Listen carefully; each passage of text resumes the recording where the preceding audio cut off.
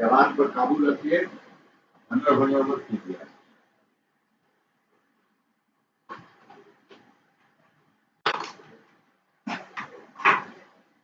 आगे बता क्लास में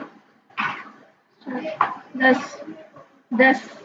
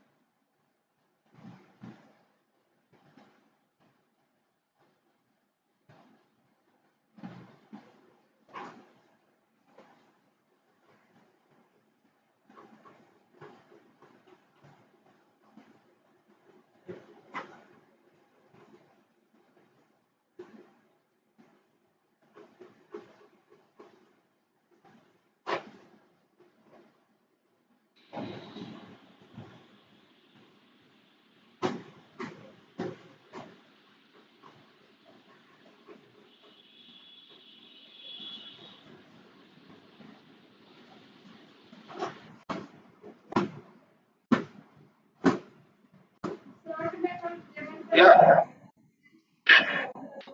Vivek.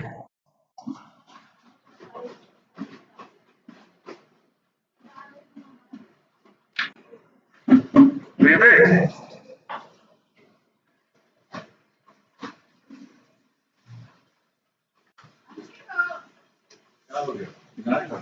नहीं पानी बंद कर दो। Yes, sir. Oh, it's a very large group. Okay. Okay. So shall we start? Yeah, we'll start. Okay. So then we'll start because already 10. Okay. Yeah. Yes, sir. Yes. Yes. Can you hear me? Yes, sir. We can hear you. Everything is so good with you now. Your microphone, your camera is all awesome. Right. Okay. Ajay sir, we are not supposed to record it for YouTube, right? No, you can. I don't have any objection like that. But okay. My point was, no, sir, we keep it as an archive for our future references. No, Suppose for students want to go with it. Fine, So, yeah. No, okay. I don't have an objection. I don't have an objection. But I was just saying, since it's not going to be a talk, it will be a interactive session. I can talk if your students want me to talk about medical humanities. I can talk about it. I don't know how much they know. Maybe some of the things I'll say they will. No, sir. Sir, I think we understood what you want, but we are just keeping it for future references. Suppose some of us want to go back and check it again. That's it, sir. Yeah. I have no problems with recording it. Okay. But yeah, go ahead now because already 10:03. We will start it now.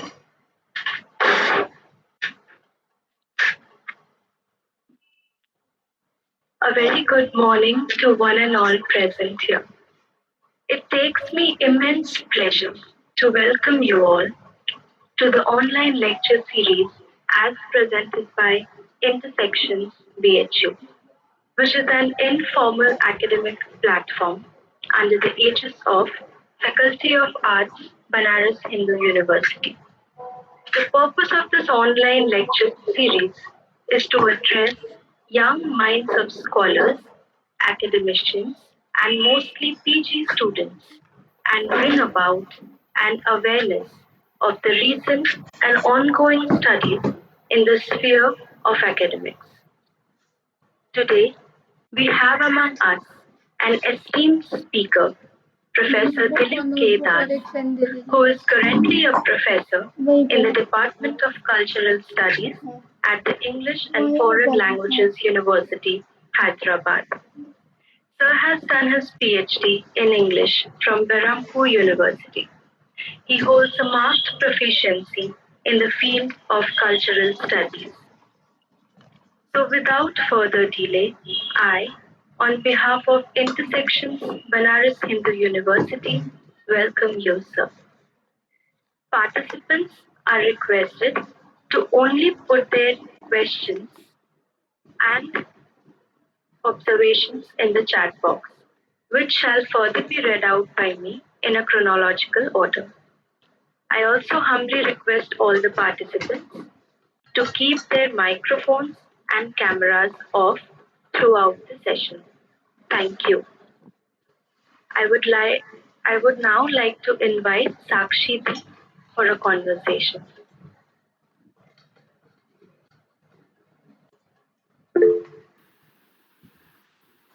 Good morning, sir. I hope you're well. Sir, as we Sakshi, know, you can put your camera on. Sakshi, you can put your camera on. Yeah. okay, sir. Done. As we know, hi, sir. Medical humanities is, as far as we have read, it's an interdisciplinary field, or sometimes it's called transdisciplinary as well. So it basically examines the possibilities of humanities and medical sciences coming together.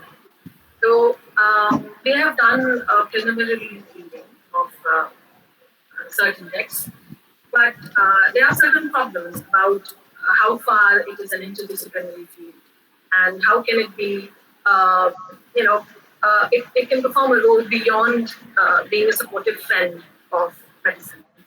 So the basic idea is it's an interdisciplinary field that examines how arts and humanities can help medical sciences and the practice of medicine. But I think, sir, there are a few very basic questions that researchers who are beginning in the field come across. And I would very much like you to elaborate on that. So, Do you want me to respond to this now?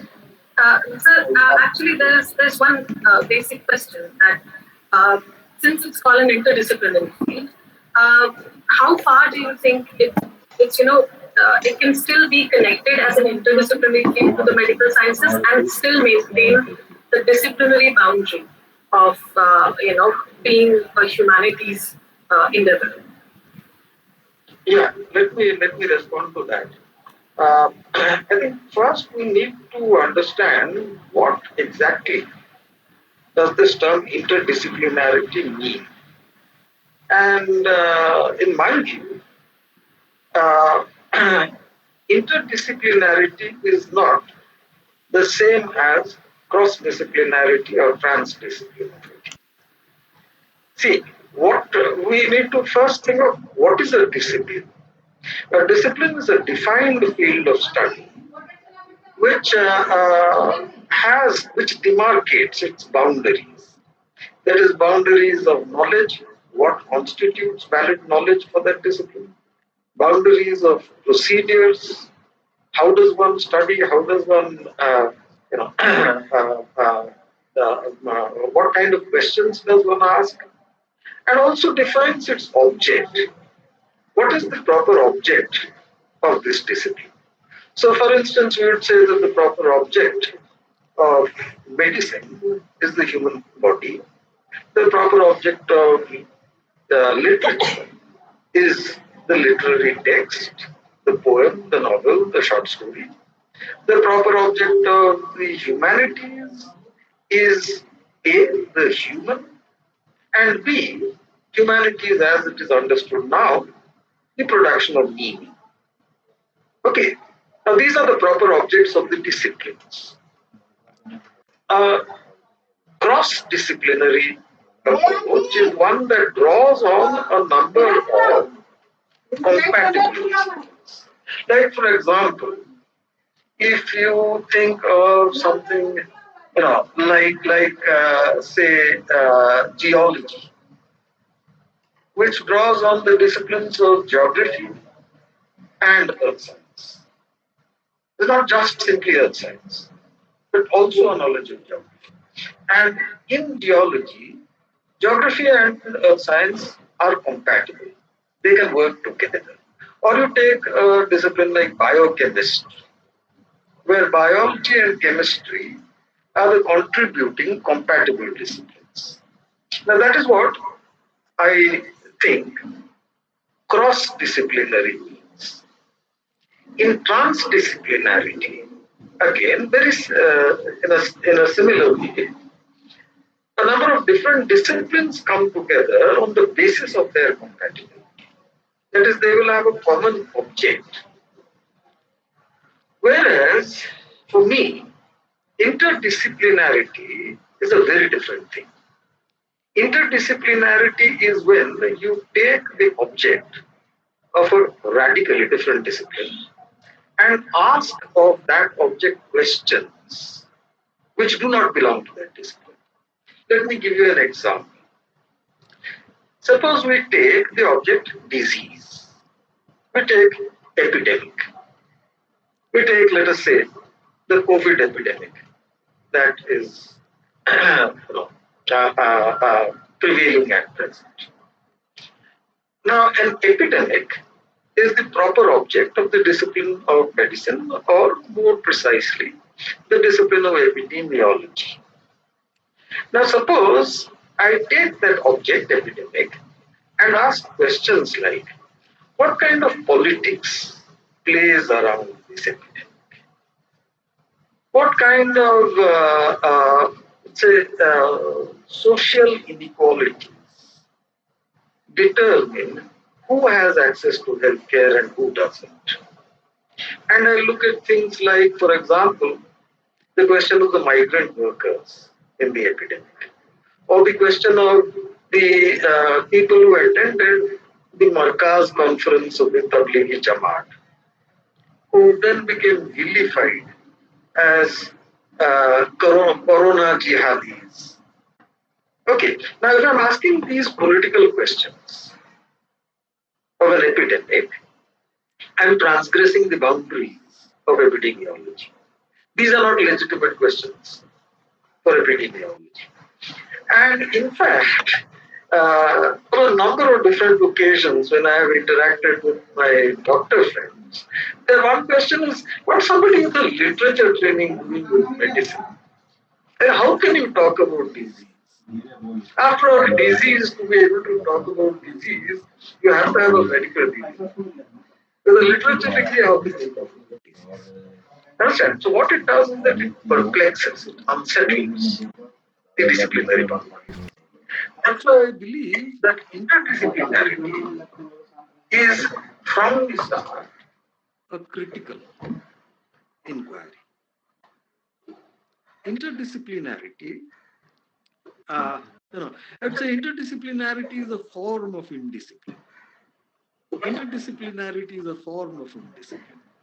It is a form of inquiry that transgresses disciplines and their boundaries, asks illegitimate questions, does not seek legitimacy. Disciplines seek legitimacy. Interdisciplinarity is illegitimate from the start.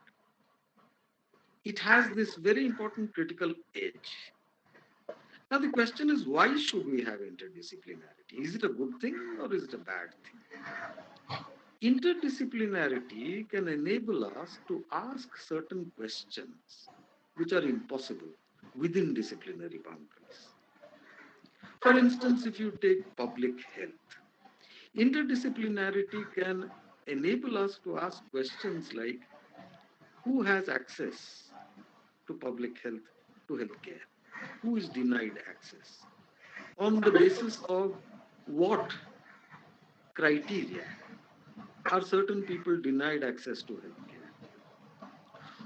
In the case of infectious disease epidemics, who are the people whose lives are valuable?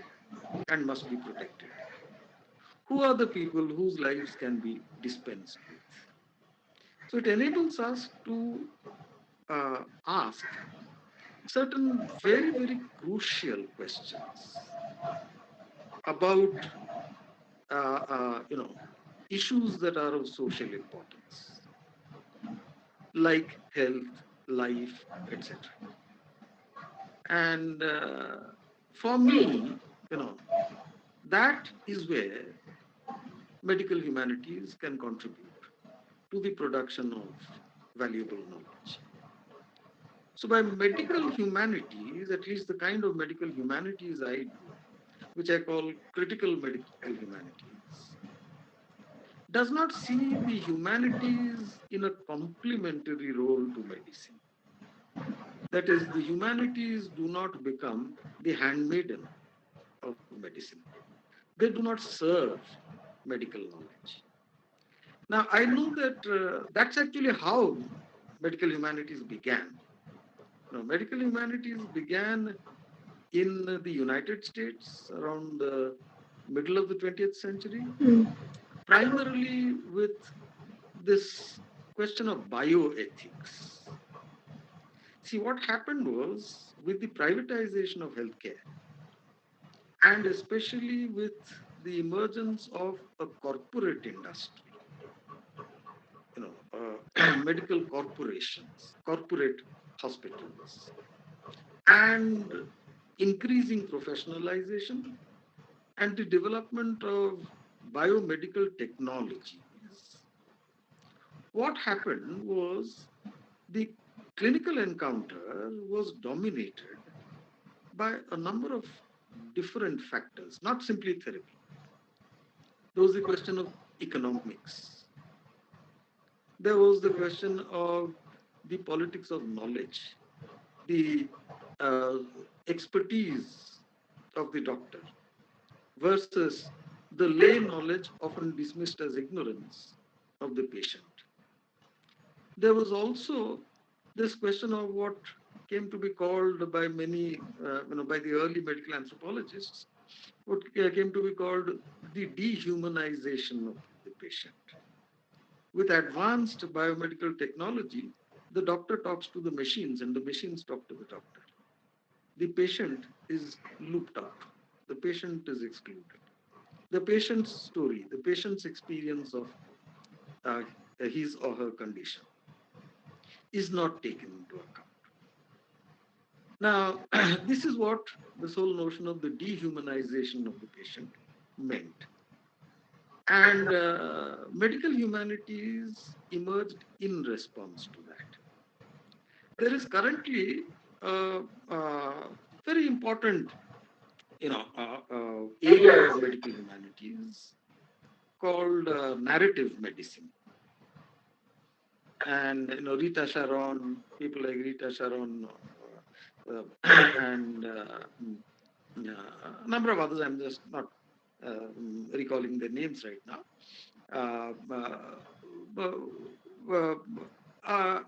Offer courses, master's level courses in narrative medicine, which means that a doctor should be trained in reading narratives, especially literary narratives.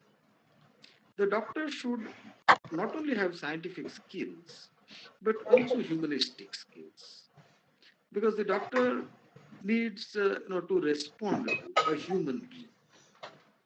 So this whole idea of narrative medicine, which is a training in reading narratives, would enable the doctor to listen to the story of the patient, to give due importance to how the patient experiences her illness, which is a very crucial aspect of diagnosis. Now, here what's happening is that literature or narrative study serves as a kind of complement. It serves to humanize the doctor. It serves to humanize clinical practice. Now, the kind of medical humanities I am interested in doesn't do that. Its objective, the objective of the humanities here, is to critique both the discourse and practice of medicine, and not to complement it. Now, while I admit that the more I should say harmonious blend of medicine and humanities in fields like narrative medicine are useful. I'm sure doctors need to respond to the humanity of the patient. I'm not kind of trying to dismiss these or minimize these or ridicule them. So sometimes I compare those to the liberal dose of literature and humanities and engineering, what are called soft skills development.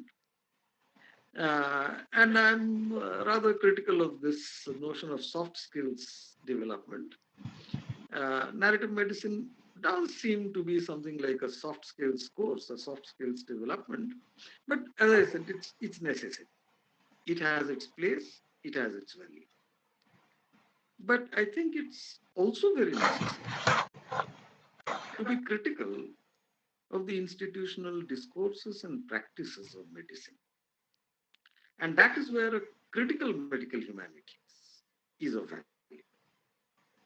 That is, what does the critical medical humanities do? It looks at the politics of biomedical practice. It looks at the way in which healthcare is not simply the question of the application of a knowledge in a particular field. Healthcare is thoroughly intersected with social hierarchies, inequalities, discriminations, power relationships. And unless we understand these and critically examine these, the access to healthcare, or let me put it this way, the just access to healthcare would be an impossibility. It's not simply a question of training more people to be doctors, opening more hospitals, having more PPE kits, having more N95 masks. It's not just a question of that. Who gets these masks? Who gets these kits? Why don't others get? Who are the ones who are denied? I think these are very, very important questions. Okay, I don't know whether I've answered your question. I took a lot of time, but That's what I think critical humanities, medical humanities should be about. Or at least, not that let me not be so kind of, prescriptive. Not that that's what medical humanities should be, but I think it's a very, very important kind of inquiry in medical humanities that I am interested in pursuing. So you did answer my question. You mentioned the pandemic, and it's very important to see medical humanities in the context of COVID-19, and especially in India. I mean, not just in the world, but especially in the context of India, where the system is so compromised. So, how do you see that? How do you see medical humanities in the context of COVID-19 in India? See, let me tell you about this course which I am offering this semester. It's titled Epidemic Narratives. Okay. Now, in this course, I look at the different kinds of stories that have emerged around epidemics. I'm not looking at really COVID epidemic in particular. In fact, the course readings do not have anything on the COVID epidemic, because that's where I want my students to come. I want them to talk about the COVID epidemic, identify texts, analyze texts. So I take other epidemics that happened in India. This course is an India-centric course. So I'm not looking at Camus, the plague, or Defoe's Journal of the Plague Years, or Outbreak, or any of the Robin Cook's novels, or things like that. I'm looking at Indian stuff. So we have Anandamurthy's Samskara. We have K.G. Farrell's The Siege of Krishnapur. We have a short story by an Oriya novelist called Fakir Mohan Senapati. We have an extract from a Malayalam novel, Kocharithi. So a whole lot of the same, plus a huge amount of reports, medical reports on epidemics, biomedical reports, media stories, and the epidemics that we look at are smallpox epidemic, cholera epidemic, plague, SARS, HIV/AIDS, a large number of epidemics, and we have all these stories. Now, the point of this course is to understand what kind of stories do we tell of epidemic, and how do these stories impact the access to healthcare, the politics of public health, the cultural politics of public health, access to knowledge, information, things like stigmatization and discrimination against certain vilified groups. That is the kind of politics that has emerged. And by politics here, I obviously don't mean party politics, BJP, Congress, and all that.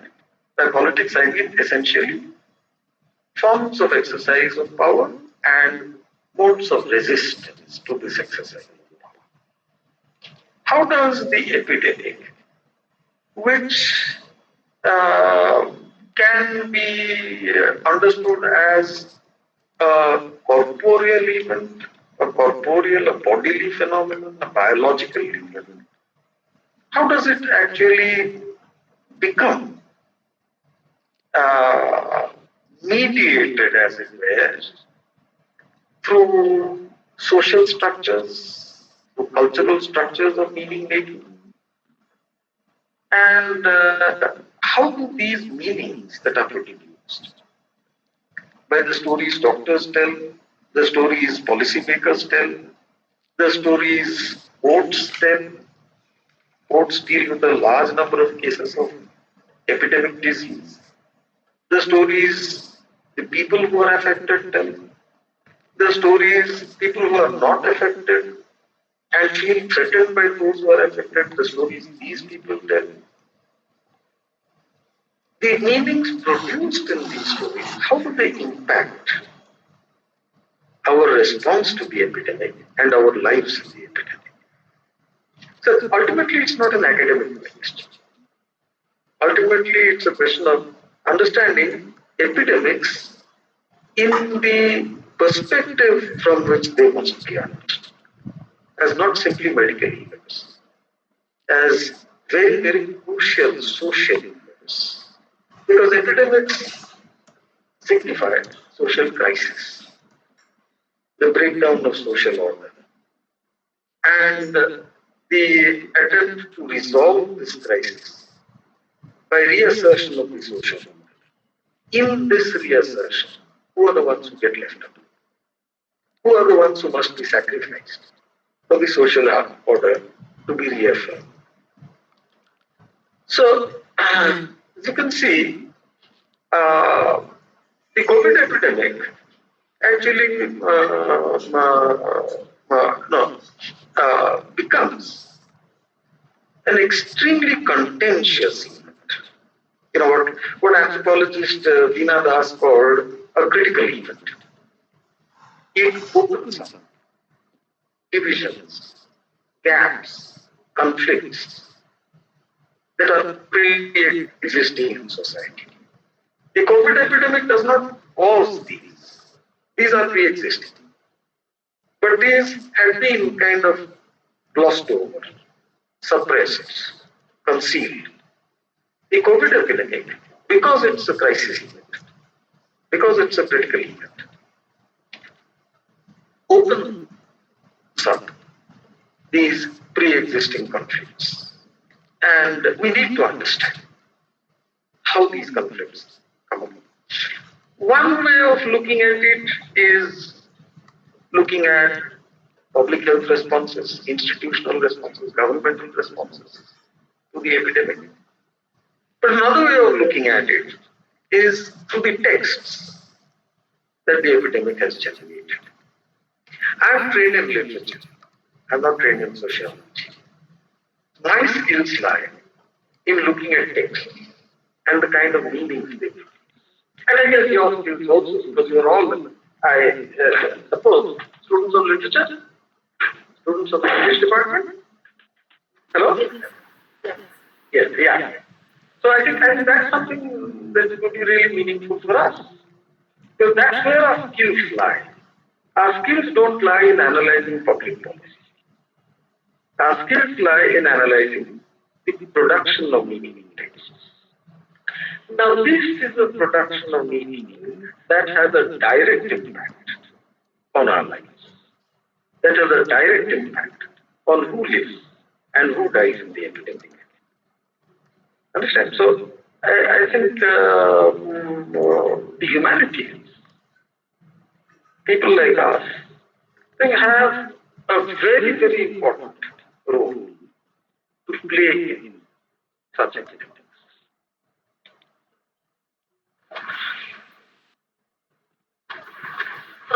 But sir, as students of literature, what can be the methodologies that we can use in medical humanities?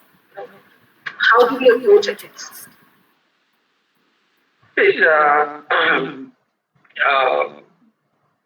I'm reminded of an essay by Lawrence Grossberg. What's the title of this essay? The genealogy of cultural studies or something. I just forget. It's in a book called Disciplinarity and Indiscipline and Interdiscipline in Cultural Studies. I have the book, but I'll have to go and check the title. In this essay, Grossberg is talking about the question of method, and he says that interdisciplinarity does not have a method.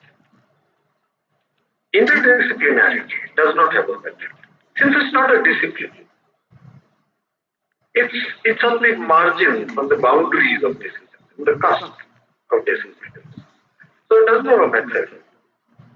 It draws on whatever methods, whatever concepts it can use. So,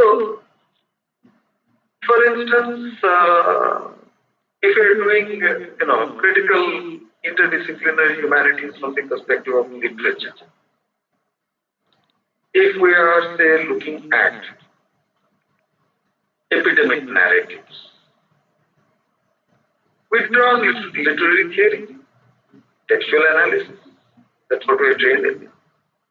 We draw on semiotics, because what we're looking at is primarily the production of meaning.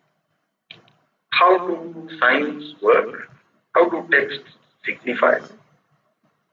We will also need to go a little beyond the semiotics into the study of signs and their relation to power, for which we draw on philosophical history. So I would draw on concepts from Michel Foucault, who's not a literary scholar, he's a historian. We also need to look at the question of the social order, so we need concepts from sociology. So I would look at someone like Brand Turner, medical sociology. We are also looking at narratives So I would need to draw concepts on narratives in medical anthropology. So I would look at Arthur Kleinman, writing on the margins. I would look at Arthur Frank, the wounded storyteller. I would look at also, since I'm looking at narratives of epidemic disease in India, we have not a very, very, very vibrant, very rich narrative tradition in our country with regard to epidemic. What is this narrative tradition? It is a story of goddesses who protect us from disease. So you must be familiar with Shitala. You must have heard of Shitala, the goddess of smallpox. Have you? Have you heard of Shitala? Yes, sir. Shitala, the goddess of smallpox. There is another smallpox goddess in the south, in Tamil Nadu. She is called Mariamma. There is the smallpox goddess in Kerala is called Bhagavati Amma. There is a cholera goddess in Bengal who's called Ola Bibi by the Muslims, Ola Chandi by the Hindus, and there's a plague goddess who was invented in the turn of the 20th century when there were severe epidemics, especially 1890s to 1910, 1920s. There was a severe epidemic in Bombay Presidency and the whole of South India. So there was a plague Amma who was invented and incorporated into this society of the goddesses. She was called Bombay in Gaya because the plague epidemic was in Bombay Presidency. She was called Udra in Kerala. She was given a different name. And then when I was doing research on this book of mine on the AIDS awareness campaign, I came across a very interesting temple of AIDS Sappa in Karnataka. A small village called Mensikampanalli is about 40 kilometers from Mysore in South Karnataka. There was a shrine to a goddess called AIDS Amma. And in the UP, Bihar, West Bengal, Assam, Kerala, we have now seen in March, April, a series of incidents of the worship of Corona Devi. Of the worship of Corona Devi. Now, what can we do with these things? One thing we can do, and that's what most people do, is laugh this off as superstition and ignorance. But we can also ask a very important question. Why do people do this? Why does somebody, knowing that the coronavirus disease is a disease caused by a virus which is transmitted in various ways through droplets, through aerosol transmission, and for which there are ways of preventing or at least minimizing the risk of infection. Why does someone who knows this then think that there is a goddess who can protect it? Now, actually, if we had been able to, if I had been able to use the laptop, I would have shown you a very interesting news clip. This was a news report by a Bengali channel called ABP about women of Asansol who were doing Corona Devi worship. And So you have that story. Because that's also a narrative. That's also an epidemic story. The news report is a story. And within the story, you have another small, tiny little story. So this reporter is asking these women devotees, they're all women, these women devotees, various questions. And about how they started, and who is this Corona baby, and why are they doing this. So one of the devotees says, it actually started in Bihar, and I'm translating. She says it actually started there. Some people had gone to the forest to collect grass, and a cow suddenly appeared before them and transformed itself into a woman. And she said, I am Corona Devi. Look, this virus is spreading everywhere, it is destroying the world. You worship me and I will protect you. And so this devotee then says, that's why we are worshipping Corona. Now we have two different stories. One story, which is the framing story of, the biomedical approach to epidemic, which dismisses this story of gods and goddesses. And the theme of that story is, these are foolish, ignorant people, superstitious, who have actually spread the virus. The worship of Corona Devi does not protect, it actually spreads the virus because they don't wear masks. Then there is this little story within that, which is the story of a goddess who comes and protects her supplicants. And this story is an age-old story in our society. We don't know when it starts. We don't know how far back it goes. We've had Shitala, we've had these various mother goddesses for ages. Every time a new epidemic emerges and assumes frightening proportions, and there is no medical solution. There is no medical solution. There is no medical solution to the COVID. No vaccine. We don't know whether wearing a mask, social distance will actually help. We don't know what medicines will do. Fear is intense.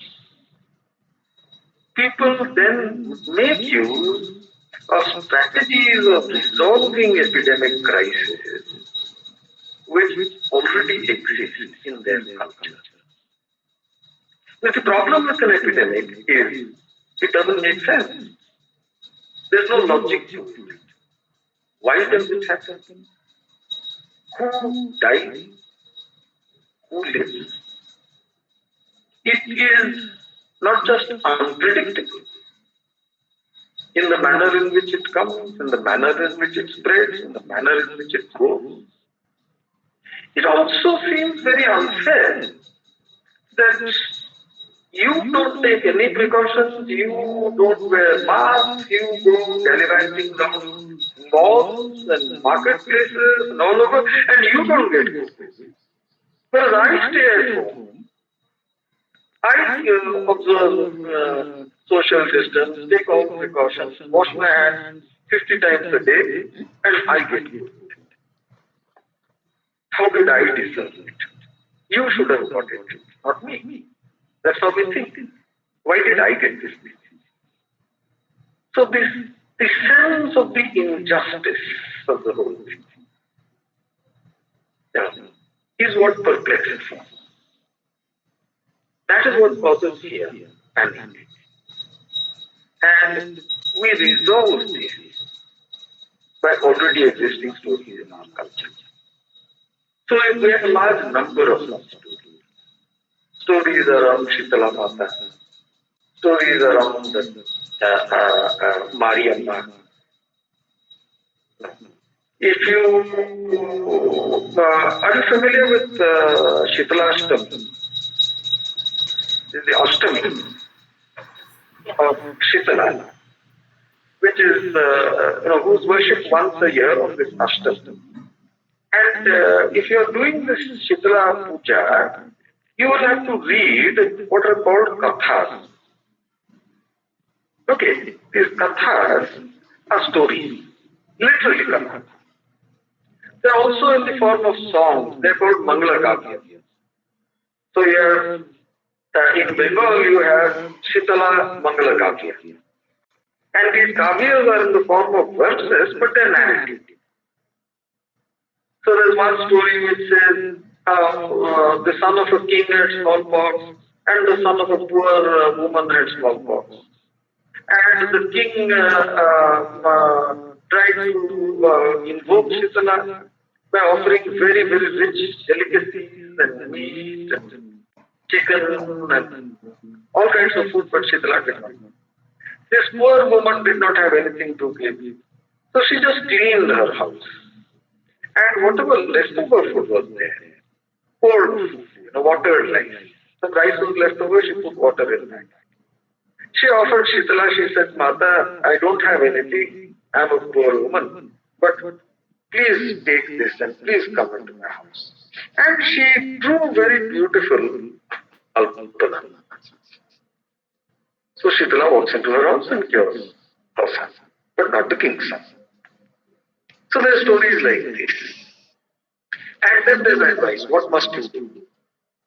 You must clean your house. You must eat cold food. You must eat this. You must eat that. In between. So when you're doing Shitala Puja, you read these kathas, these stories. And we have, fascinating number of such stories in our culture. Those are also epidemic narratives. Those are also ways in which one makes sense of epidemic. So I need to read them. And what do I need to read them? Can I read them using the concepts and the methods of literary criticism? No. I need to understand things like ritual. I need to understand things like performativity. I need to understand things like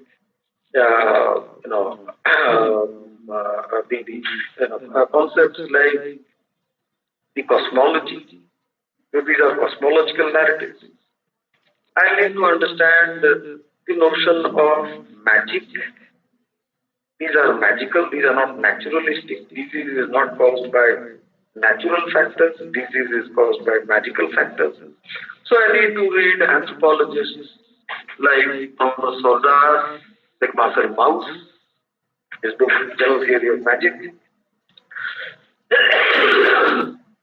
I need to read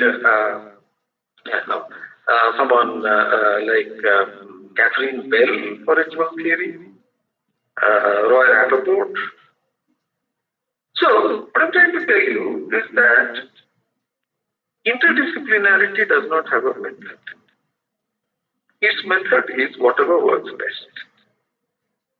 Literary analysis is the basic method, because that's what we're trained in. Sometimes students come to me for the PhD or their advice on the PhD proposal, and they write that I'm going to do interviews and I'm going to do ethnography, etc., because that sounds very impressive. The question I ask them is, are you trained? Are you trained in anthropological methods? Are you trained in sociological methods? Can you do a structured interview? Have you read anything about ethnology? No, sir. I said, then just don't think of it. Focus on where your strengths lie. And where do they lie? In the analysis of texts and the production of meaning. That's what we're trained for. That would be the basic method. A text can be anything. A text is not an object. A text is, I would say, a text is a frame. So what would be a text? Anything that can be read. What are the things that you can read? You can read a book, you can read a film, you can read a picture, you can read a song, you can also read events, you can read a cricket match, you can read an event like standing up in the cinema theater when there is the national anthem playing. You can read the political meanings of that. You can read events. You can read actions. You can read the body. So a text, basically, we work with a very, very generalized notion of the text. A text is anything that produces. So you don't have to, if you are going to work on epidemic, you don't have to go on searching for which novelist wrote on this epidemic, which poet wrote a poem on this epidemic. You don't have to go searching for that. You can look at stories in media reports. You can look at stories in biomedical reports, epidemiological reports, reports published by the World Health Organization, by the Centers for Disease Control. You can look at films. You can look at blogs. You can look at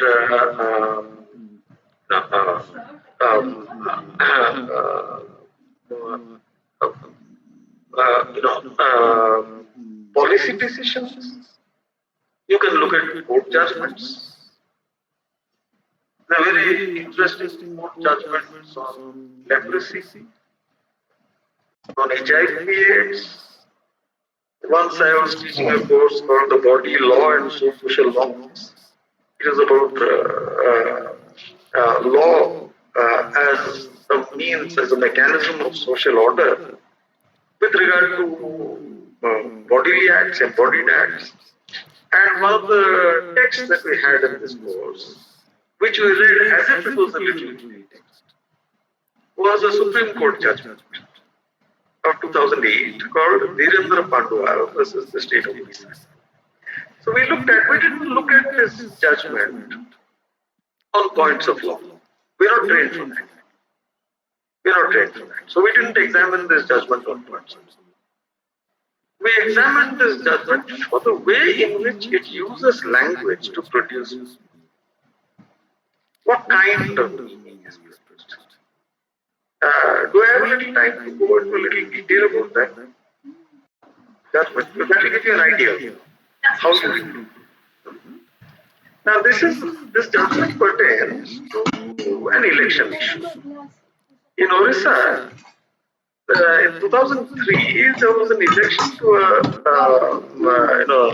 a local election in municipality or NAC, Notified Area Council. And there was this man called Dhirendra Pandwa who was a contestant. He was elected. And then subsequently there was election also for the chairperson of the municipality. And Pandwa was again elected as chairperson. His nearest rival, a fellow called Mahant, was aggrieved. And so he started hunting facts about Dhirendra Pandwa and found that he had leprosy. And he immediately filed a review petition in the election tribunal, saying that under the Orissa Municipalities Act 1950, sections 16 and 17 of the Act, a person who has leprosy is disqualified from contesting the elections. Section 16, Section 17, if he has already been elected, he must immediately step down. He must wait. So he filed his petition in the election tribunal, and the election tribunal upheld his petition and asked Dhirendra Pandwa to quit, which obviously Dhirendra Pandwa didn't want to. Nobody. He worked so hard to get elected, and you have been asked to quit. So he filed a petition against that, the tribunal decision in the Orissa High Court. Unfortunately, the High Court also ruled the same. The High Court said no. You have leprosy, there is absolutely established proof of that. So under that, you cannot. Then he went to Supreme Court. There the Supreme Court examined the tribunal judgment and the High Court judgment and the facts before it, and said that you will have to quit. Under the Odisha Municipal Act 1950, Section 1670, you will have to quit. Now, that was the order of the Supreme Court. Now we look at the text of the judgment. At one point, the judgment defines what is leprosy. So, it quotes a medical dictionary. Because what else should you do? The most authoritative is the medical dictionary. So, it quotes the Sloan Dorland Pocket Medical Dictionary, which says, and I'm quoting from the judgment, leprosy is a mildly infectious disease caused by the bacteria, the organism, mycobacterium. Okay. Leprosy is a mildly infectious disease caused by the organism, mycobacterium leprae. Then when it comes to the crucial part of the judgment, what's called the operative part, where it decides on this, it says that Dhirendra Pandwa cannot continue because he has a contagious disease. And I'm quoting from the judgment, leprosy being a contagious disease can be transmitted by droplets from the nose or mouth, etc. Now let's look at these two words, mildly infectious, contagious. Do they mean the same thing? No, they don't. They don't mean the same thing in medicine. Forget about language. What does infection mean? Infection means the process of disease within the body. When the causative agent, the pathogen, multiplies in your body. That is infection. What is contagion? Contagion is the process of transmission of pathogen from body to body. Okay, so infection is something that happens to you. Contagion is something that you do to others. Now, why is it necessary to make this shift from infection to contagion? I'm not saying that the judge knew all this. He had read semiotics. He had read Susan Sontag and its metaphors. And so he very, very cleverly the judge was totally unaware of all these things. Blissfully unaware of all these things. Innocent of any motives. I'm not concerned with the judge. I'm concerned with the text. What kind of meaning does the text produce? Why is it necessary for this terminological shift from infection to contagion? It is essential if you wish to establish Dhirendra Pandwa as the source of danger. Okay. Now we look at the last part of the judgment. What does the judgment say in its last paragraph? It says that medical science now has established beyond doubt that leprosy is not even a highly infectious disease.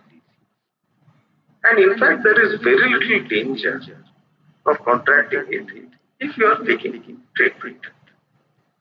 And therefore, many states have repealed the Indian Lepers Act and other similar acts. They have very rightfully repealed these acts. And then it goes on to say that the court suggests that the legislature may relook into this and see whether it is necessary to retain this provision in the Odisha Municipal Act or whether it should be removed. So the judgment ends with a very clear notion that the leper is not a source of danger. Then why eliminate him? Why disqualify him from society? Why subject him to social death and the violation of constitutional rights? Okay, so a court judgment can also be read as a text, and how these meanings actually go beyond the boundaries of the courtroom, permeate into society, entangle with social discrimination, entangle with the social understanding of the horrible leprous body, and how norms, dominant norms, come to inflect law with meanings that are not juridical, meanings that are clearly cultural, they are not juridical. As a mechanism of social order, law is not insulated from the meanings that circulate in society. So one could look at judgments like this.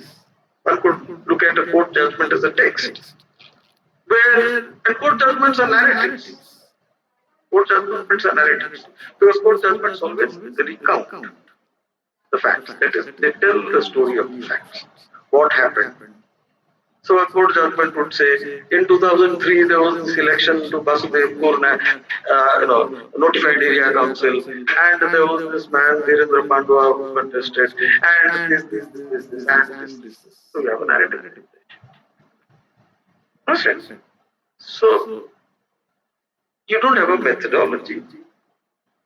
Or if there's no methodology, yes. What is a methodology? A methodology is basically a set of principles. There's difference between methodology and method. A methodology is a coherent set of principles on the basis of which analysis is done. Thus, for example, interview is a method. Ethnography is a methodology. Understand? So, similarly, we can say that, as far as method is concerned, our primary method is the textual analysis, the analysis of production. That is the method. But that is not the methodology. It does not, interdisciplinary studies do not have methodology.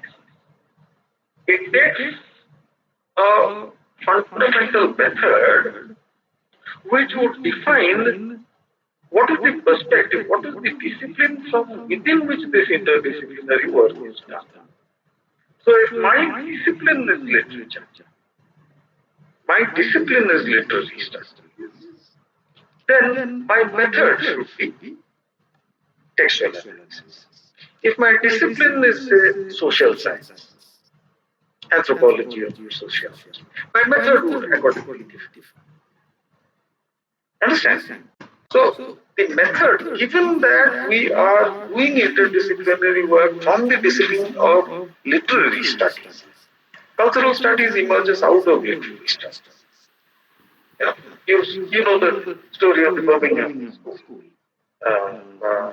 Raymond Williams, Richard Hoggart, these are professors of literature who started the Birmingham Center for Contemporary Cultural Studies. So, our discipline, we are working from the vantage point of our discipline in literary studies, and therefore we use the method of literary studies in which we are trained. But beyond that, we draw on concepts and methods in sociology, in anthropology, in political theory, from history, etc. From a large number of disciplines, we draw those concepts and those methods which will enable us to analyze and understand the object we are looking at. Okay. Well, this reminds me of Michel Foucault, who has written a lot about the construction of illness and disease in the society and practice of medicine. The whole cultural construct of illness. And in his books like Madness and Civilization, Birth of the Clinic, Discipline and Punish, History of Sexuality, all this. So he has, I mean, he looks at it as a medium of power/knowledge. So can you please elaborate on that? And how is he relevant to medical economics? See, I don't think, or at least for me, the important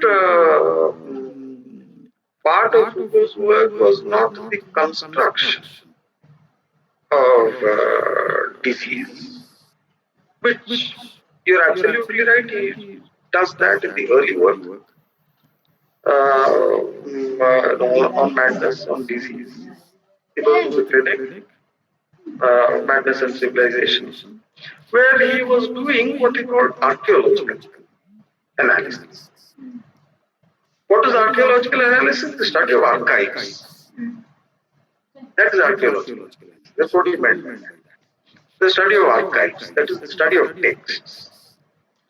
In order to understand how certain discourses come to be constituted. That is, how there are certain regulated ways of speaking about an object. Now, let's take the object. Let's take the object leprosy. Towards the end of the 19th century, there was a vigorous debate about leprosy. So, who were the people who were writing about leprosy? And there were doctors. There were obviously medical administrators, policymakers. There were,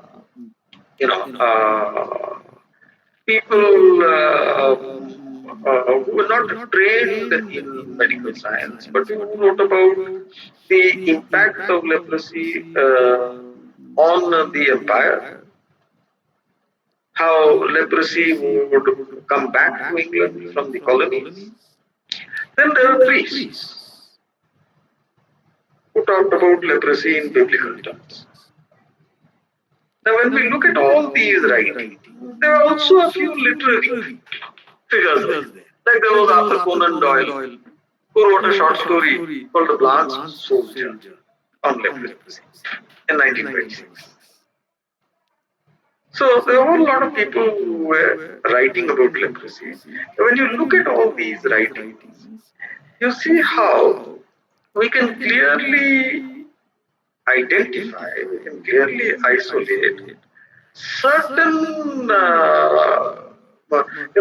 certain regulated ways of talking about leprosy as an object.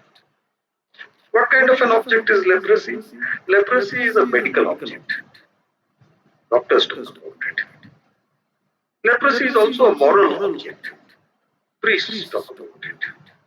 The taint of leprosy. Leprosy is also a political object. People talk about it in the context of empire.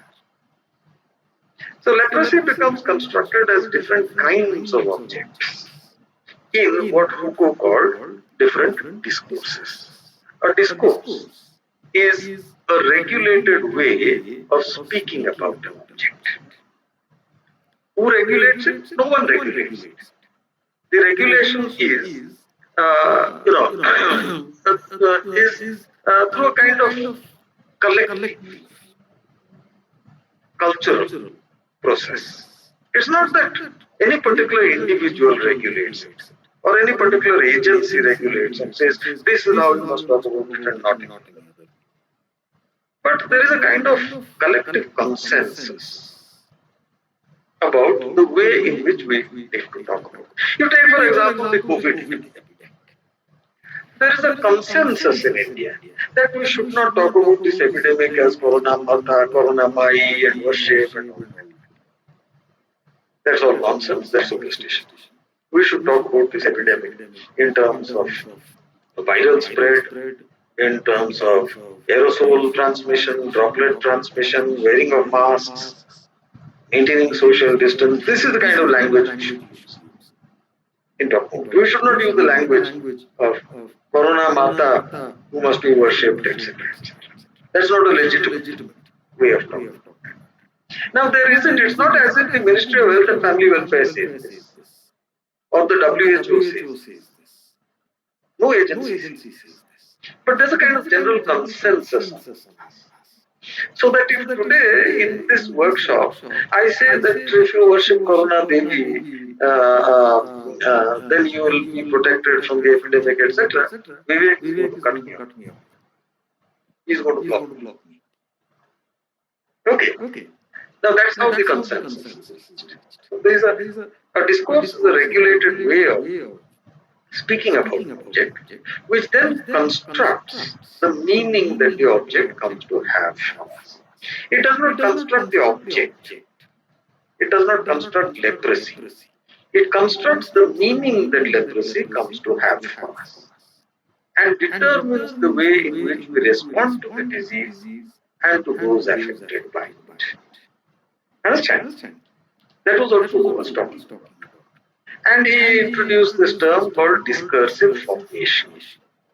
That these different discourses then constitute an object in terms of certain meanings that are constructed. These meanings that come to be constructed he called a discursive formation. That was the archaeological work he did. But there was something clearly missing in that kind of work. What was missing? The relation between these discursive formations and structures of power. So it was actually with Discipline and Punish, 1975, that Foucault shifted his method from archaeology to what he called genealogy. What he called the genealogical method, where he looked at the link between these production of meaning, structures of power, and practices. Genealogy connected these three things: the domain of discourse, the domain of social practice, and structures of power relations. Why was it called genealogy? He took the term from Nietzsche. You know what is characteristic of a genealogy? A genealogy's characteristic is that it is unpredictable. It differs from history in that sense.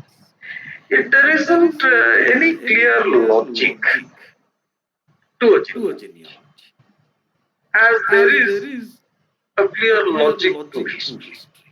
History, we always write histories in terms of linear developments, clear linear developments, chain of causes and effects. Okay, this happened and it caused this, which caused this, etc. etc.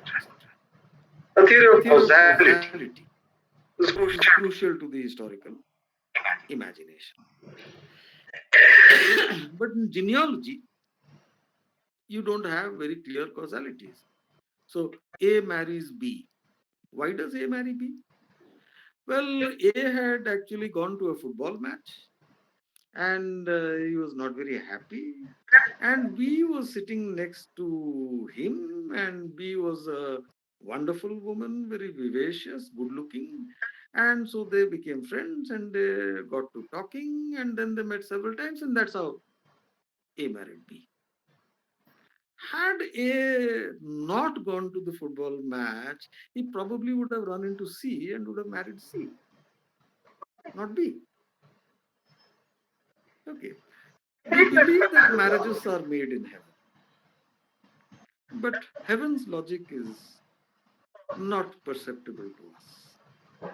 For us, there is no logic in why A marries B and why they have 3 children, 2 of whom die, 1 survives, etc. So, what is a genealogy? A genealogy is a family tree that traces continuities and discontinuities, continuities and ruptures, breaks. A marries B and they have C, D, E as children, and C marries F and D marries J, and E does not marry. So there's a discontinuity, there's a break there. Now, that is what a genealogy does, and that's how a genealogy differs from the conventional causality of history. It's not that there are ruptures only, but there are continuities and ruptures. And that's how Foucault looked at this knowledge power relation, that is, discourse and politics.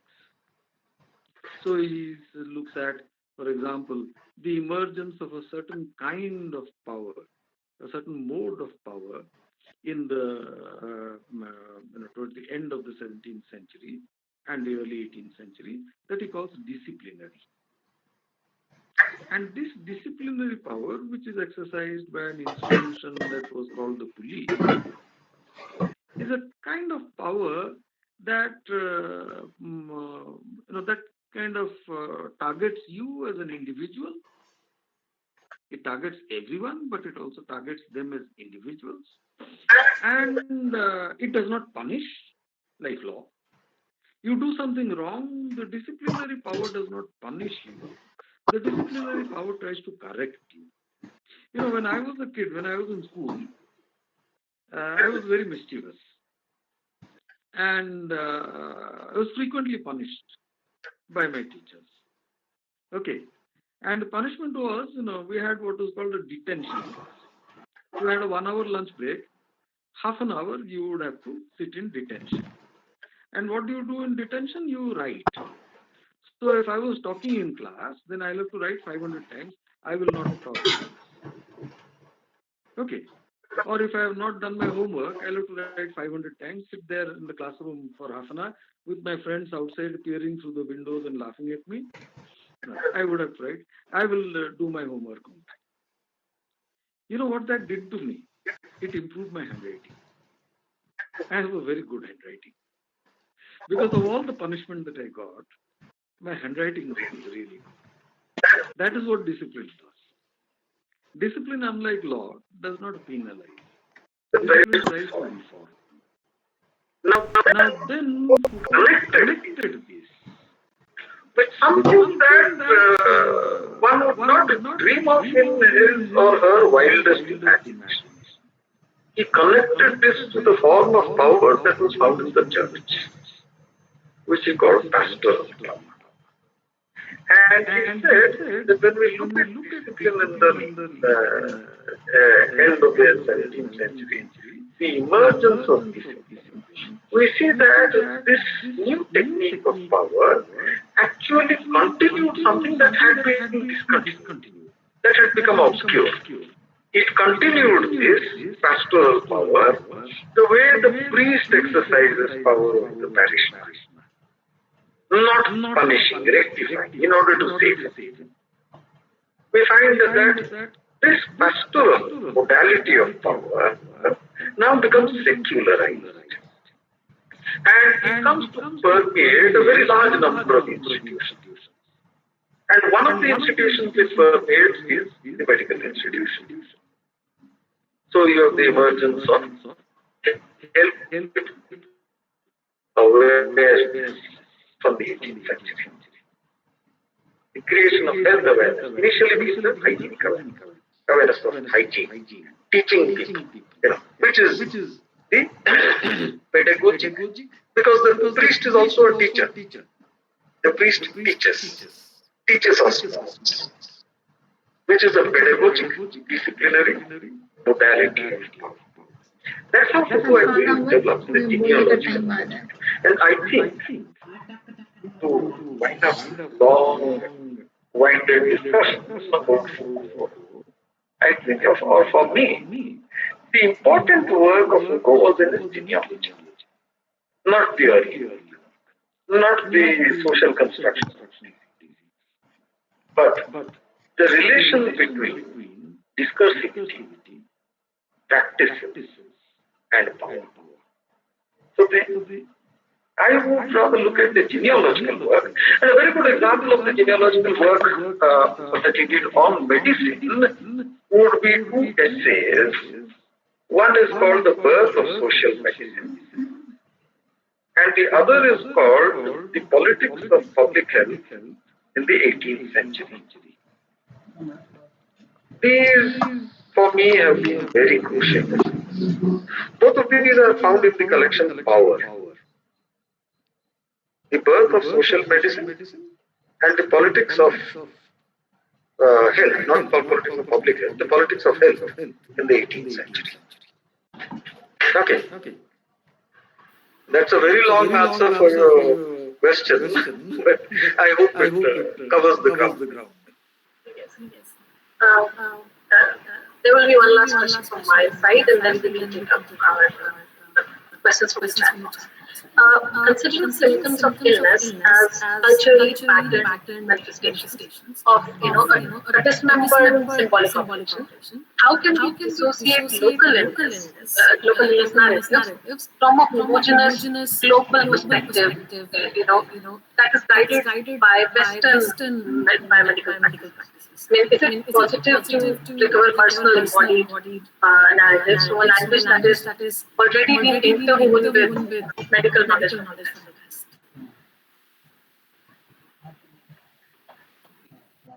Let me see if I have got your question right.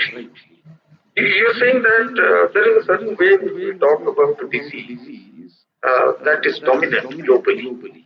Let's say the language of WHO, the language of World Health Organization. But there are also many local ways in which we speak of this.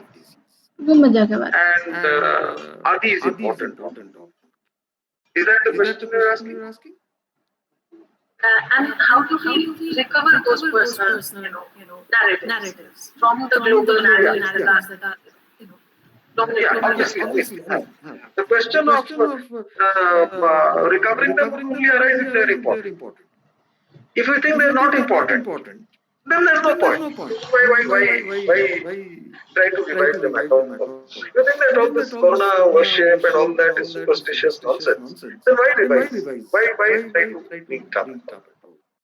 So the question is whether it's important or not. And if it's important, how is it important? Now, let me answer that first by using Foucault. Since you brought it, I did not. Since you brought it, let me begin in a very important text, which is titled Two Lectures. These are two lectures that Foucault gave in 1975. It is in the collection Power of Knowledge. Foucault begins the first lecture by talking about what he calls the subjugation of knowledges. He says that increasingly now, attention is being turned to the way in which certain powerful, dominant knowledges subjugate or suppress other forms of knowledge. And he uses the term global and local. Of course, he is using the term global and local not in a geographical sense. In that sense, he calls these global knowledges or globalizing knowledges. What he means is totalizing. They become universally accepted forms of knowledge. And universe here is not a geographic universe. When we say universally accepted, we don't literally mean in which countries it is accepted. That's not a geographic concept. It becomes a totalizing form of knowledge, which is very powerful. And obviously, Foucault says that one instance of this kind of knowledge is science, which characterizes modernity. And says that what happens is that in the politics of knowledge, remember, knowledge is linked to power. In the politics of knowledge, this displaces, suppresses, renders inaudible and invisible local knowledges, which he gives the example, the knowledge of the patient or the knowledge of the madman. It suppresses these voices. It suppresses these voices. And uh, kind of excludes the domain of legitimacy. These are no longer considered to be legitimate knowledges. So, speaking of Corona Devi protecting us from the COVID epidemic is illegitimate knowledge. Okay, knowledge illegitimized by a globalizing discourse, a globalizing epidemic discourse, a globalizing epidemic narrative. As a result of which these voices are not just unheard, these voices should not be heard. They should be suppressed, which is what that ABP news report that I told you about tries to do. They must be gagged, literally gagged. So, one way of looking at this is in terms of that conflict as a form of subjugation of knowledges. And therefore, if we are looking at the question of the politics of knowledge, the links between knowledge and power, and if what we are doing is to critique those links between knowledge and power, it is necessary for us to look at these local knowledges that are subjugated. I'm trying to answer the question first, why is it necessary? Is it necessary to look at these local knowledges? And if so, why is it necessary? So I would say yes, it's very necessary to look at these local knowledges, to look at these local understandings. And one reason why it is very necessary is that it will enable us to critique the dominance of a certain kind of discourse or a certain kind of narrative about it. It is necessary for us to critique this in order to understand the link between knowledge and power. So, in order to understand how certain kinds of or certain ways of talking about the epidemic become privileged and they lead to the suppression of certain people or the suppression of certain voices as illegitimate. And that politics is an interesting question. Now, the second thing that we need to understand is, uh, you know, and this is the practical thing I'm talking about. The local understandings, the local knowledges can actually be very useful in developing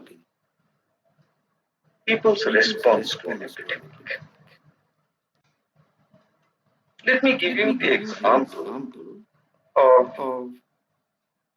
first let me give you an example of something that happened in Africa. I forget which country exactly, probably Kenya. I think it was in Kenya. This story is narrated in a book by Arvind Singhal on HIV/AIDS communication. Arvind Singhal used to teach at Ohio State University. He's a professor of communication, a specialist in health communication. So Singhal tells this anecdote about what happened was in this particular village, uh, there were a very large number of diarrhea deaths, infant diarrhea deaths. Babies would die. And so the public health authorities, there was a mission that taken up this work. These missionary doctors tried to teach them about bacteria, about disinfection, and all those things. Nothing happened. Didn't have any impact. Now then, an anthropologist somehow turned up, and they told him this problem. He said, "Oh, okay, then why don't you give me let me have a try." So he called these women and he put some water in a pot and put the pot on fire. The water started to boil. He was trying to, these missionary doctors were trying to get them to boil the water. And they told them that if you boil the water, the bacteria will die. But the women did not believe this. And so they never boiled the water. And their babies continued to die. So what this anthropologist does says, look, there is a devil that is causing this. There is a spirit that is causing this disease. Now this spirit does not like heat. The spirit is in the water. When you give that water to your baby, the spirit causes disease. So if we boil the water, the spirit cannot stand the heat and will try to escape. Will go. Look at the spirit and pointed to the bubbles. They were rising up, and the women were convinced. So the story was infant mortality due to diarrhea drastically came down. Now the moral of the story is the value of local knowledge. Local knowledges can be mobilized to develop responses to the epidemic. I mentioned this AIDS Amma shrine in Karnataka. Now that is precisely what the person who designed this had in mind. He first conducted a number of awareness campaigns where he talked about HIV, what is HIV, how is it transmitted, etc. to the village people. And first day, his students, he was a school teacher, his students rounded up some 30, 40 odd people first day.